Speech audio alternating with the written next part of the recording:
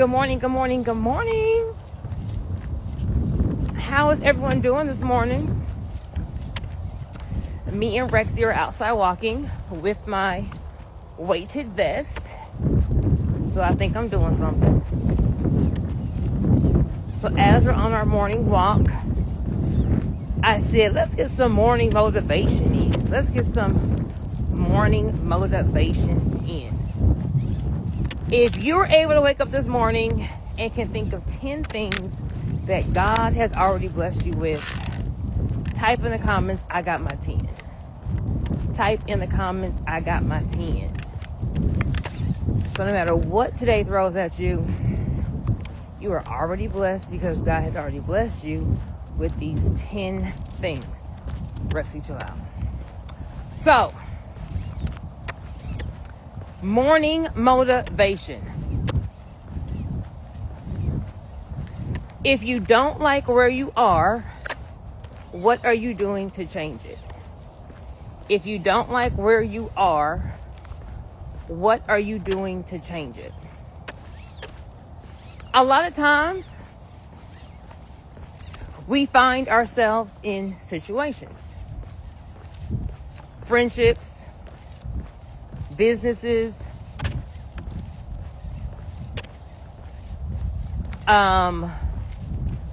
dealing with things that we complain about, but we never do anything different. We complain about our business not making enough money, but we aren't investing in any kind of mentorship. We're not taking any kind of courses. We aren't doing anything to learn anything different. We complain about our relationships or our friend circle, but we're still in the relationship or we're still in the friend circle. We complain about this job, but we aren't doing anything actively to put in our resume. So I want to talk this morning about you're choosing to stay the same if you aren't doing anything to change your situation. A lot of times we just like to talk about stuff, right? Complain. Rexy, I have the smallest dog in the neighborhood, and he barks at other dogs 10 times his size. I don't get it. Anywho, what you're not changing, you're choosing. What you're not changing, you're choosing. And that goes for a lot of things. But it sounds good. Like, girl, I'm going to change. Here's the thing. Change is hard. Getting in a new friend circle, changing our habits, getting out of a relationship, out of a friend circle, changing the dynamics of things, it's hard. It's hard because sometimes we're in situations where we like the person. You may like your job, although you know they aren't paying you what you're supposed to be getting. You may like your boo, although you know they're not treating you how you deserve to be treated. You may like your friends, right? But although you know, it's a lot of shade going on. A lot of times we may like the person or the situation, and that makes us content in staying in something that we know we don't need to be in. So, here are 3 things that we can do to assess our situation. Number 1 is your friend circle, is your relationship circle, is whatever you're in, your business partnerships, your whatever it is it making you better? Is it making you better? Is it making you want to strive for more? The sun is too bright. Is it making you want to go get more? Is it making you all around a better person? Because any situation that is good for you, that is right for you, that God has for you, is going to always make you better, make you a better person. Number 2, is there a mutual level of respect? Baby, in this journey, in my little divorce, the one thing I have learned is once a person loses respect for you, I'm going to say they will never respect you. Now, I could be wrong. Don't kill me in the comments. But my experience is once the respect is gone, it's just gone. And so if a person, a situation, a business, a job, whatever you're in, if they're not respecting you, you're never going to be treated as an equal. You're never going to be treated for what you're worth. It's never going to have an upside for you. So number 2, am I being respected in this situation? Number 3, when you are assessing where you are in life, your circle, whatever it is, number 3 is going to be, are you bringing something to the situation? Are you bringing value? Are you uplifting people? Oh, the lawnmower's here. Are you making it better? Because I think you have to have all 3. If you're the only person receiving in a situation, yeah, it's benefiting you, but it's not benefiting anyone else. So therefore, the situation is lopsided. It's only one-sided. Hold on. If you're the only person giving and the other person's the only one taking, once again, it's one-sided. It's lopsided. Any situation that is for you, there's going to be a give and a take. A push and a pull. Both things are going to be able to benefit. Now, here's the thing.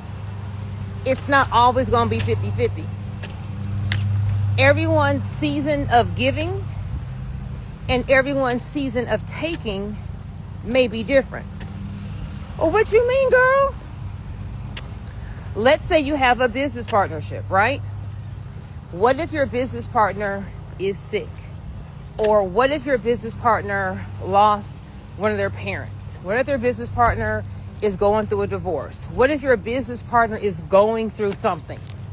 So capacity-wise, I can't give my 50% towards this business. I am dealing with something else, and so I'm only able to give 30. When you are aligned, the other person will then give 80. In this season, I'm agreeing to give 80 because my partner can only give 30. But we're still giving a total of 100%. Vice versa. If you're going through something and you're only able to show up 40%, your partner should be able to hold the 60. Whenever a partnership, whether it's man and woman in a relationship, a business partnership, you and your job giving and taking, right? So maybe the job is saying, hey, we are short-staffed. We need people to cover extra shifts. And you're like, cool, I'm going to cover it. On the flip side, if you have to go out of town for a funeral or if you need something and you need to be off, they're accommodating. Any kind of partnership, anything that you're in, it needs to be a give and take. A give and take. Come on, Rex. Come on, Rexy. And so sometimes if you don't do this assessment, you'll be in a situation and you won't realize till months later, years later, that I've been the only person giving. I've been giving and giving and giving and giving. I haven't been receiving. If we have any empaths on here, any givers, the problem with the giver is there is no limit to what they'll give. They will give you the shirt off their back. They're just a giver. And the problem with a taker is there is no limit to how much they're going to take. So it's very important that you assess the circles you're in, the situations you're in. Is this where I need to be? Not is this where I want to be? You may want to be there. But if that's not the place for you, it's never going to work out. You may like your job, but if you do this analysis and it's not the place for you, if it's not making you grow, if there's no respect, if things, if everyone isn't giving and taking, then eventually you're going to be over invested. And when you're over invested in a situation, it makes you want to stay. Well, why does it make you want to stay? It makes you want to stay because you feel like I've over invested in this, and you're trying to get back your investment. It's kind of like you ever invest in some stock and you lose it, and so you're like, well, shoot, like, I'm not leaving with nothing. I'm gonna go invest some more. I gotta win my money back. Or you ever go gamble with somebody who got a gambling problem? Now you sit there and watch them lose all their money. They're about to want to go right back to the gambling table to win that money back. Now realizing the odds of you losing more money is higher than you actually going back and winning. So, morning motivation is whatever circle you're in, whatever situation you're in, whatever it is that you're in, always just do a temperature check. Is this situation making me a better person? Am I being respected in the situation? And is there an equal amount of giving and taking, understanding that equal doesn't mean 50-50. In this season, I may be giving 80 and they're giving 20. Another season, I may be giving 30, they're giving 70. But as long as the group is committed to always showing up for 100%, then you know that is your circle. If you're in a circle, in an environment, in a place to where people want you to dim your light, they say that you're just too much, they're not appreciating what you do, then you know this isn't for me. And no matter how much you give, if a situation isn't for you, it's just not for you. And the more you give and the longer you give, the more invested you become. And the more invested you become, the harder it becomes for you to leave, because you feel like I'm not getting a return on my investment. And so you stay and you stay because you're trying to get a return on your investment, only not realizing I'm just giving and giving more. Not only are you giving and giving more, you're also pushing off, you're also delaying the circle, the job, the business, whatever is meant for you. You are delaying that. So if this friend circle isn't for you, but you stay in it, you're just delaying the friend circle that's meant for you. If this business partnership isn't for you, but you keep staying in it because I already invested 10 years and everyone got problems, so I might as well stick with these problems, you're only delaying your divine business partnership. You keep staying in a job that wants you to work overtime and stay late, but whenever you have an issue, they're not worried about you. You're only delaying your dream job.